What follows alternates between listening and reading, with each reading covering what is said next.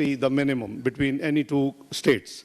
We reviewed the progress on cooperation under the various sectors of the Pakistan-EU Strategic Engagement Plan 2019, including trade, investment and development, human rights and rule of law, migration and mobility, and finally, security and counter-terrorism. The EU is amongst Pakistan's major trade partners with a trade volume of around 12 billion euros. Pakistan-EU trade cooperation under GSP Plus framework is a win-win template. Our discussions today are focused on further enhancing bilateral trade and investment ties between EU and Pakistan. In this regard, both sides assessed the first ever Pakistan-EU Business Forum held in Islamabad in April this year as a welcome development. We look forward to making the forum a regular feature in our bilateral cooperation. We also held an in-depth exchange of views on regional and global issues, including the US-Iran conflict, security situation in South Asia, Afghanistan, Europe, and the Middle East. I thanked Her Excellency for EU's appreciation and supportive role for Pakistan's mediation efforts in the US-Iran conflict. We are humbled by the recognition of our efforts and will continue to work towards finding a comprehensive and lasting solution to the conflict. I also apprised Her Excellency of our concerns regarding unprovoked Indian aggression and Pakistan's principal position on the Jammu and Kashmir dispute, advocating for its resolution according to the wishes of the Kashmiri people in line with UN Security Council resolutions. Further, I shared that the Pakistan position on the Indus Water Treaty stands vindicated after the Court of Arbitration's supplemented award in the Indus Water Treaty proceedings arising from the Retal hydroelectric plant and the Kishanganga hydroelectric project design disputes. The award affirms Pakistan's central position that the treaty places substantive limits on India's water control capability on the western rivers. We have also discussed security issues and terrorism, including the presence of Fitna Khawarij and Fitna Hindustan elements on Afghan soil. Their continued attacks against Pakistan remain our top concern. I emphasized the need for strengthening multilateralism and consistent adherence to the fundamental principles of the UN Charter and to address the existing and emerging international challenges in an effective and credible manner.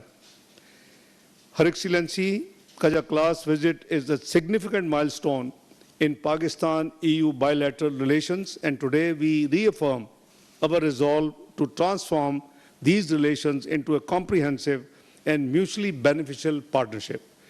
Her Excellency, let me reiterate that it is my great pleasure to welcome you here in Pakistan, and hope this is not going to be the first and the last visit, but it would be one of the many visits you will make to Pakistan. Thank you so much. Over to you.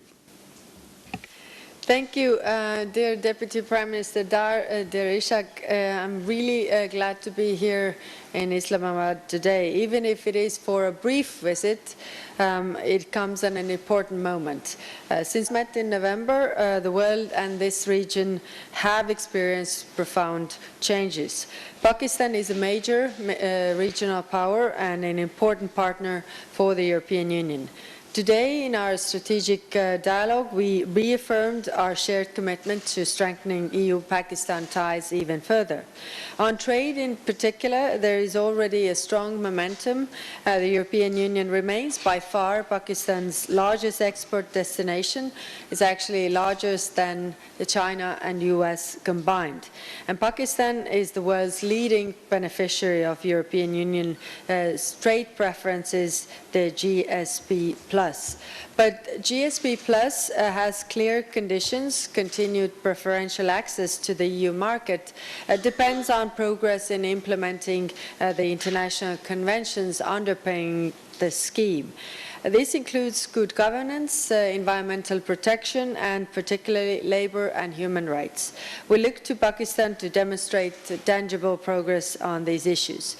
Beyond trade, we are deepening cooperation on a wide range of issues, including climate resilience, digital infrastructure, clean energy, migration, and mobility.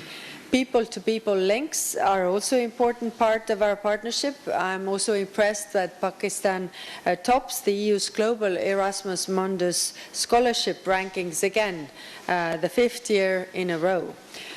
The Deputy Prime Minister and I today exchanged views on pressing global developments, including in the Middle East. Pakistan has been the main mediator between the United States and Iran. Your diplomatic efforts have helped to prevent a return to full-blown war on several occasions. And these efforts are much recognized and appreciated across Europe. With your support, there is now a tenuous diplomatic opening to extend the ceasefire and reopen the Strait of Hormuz.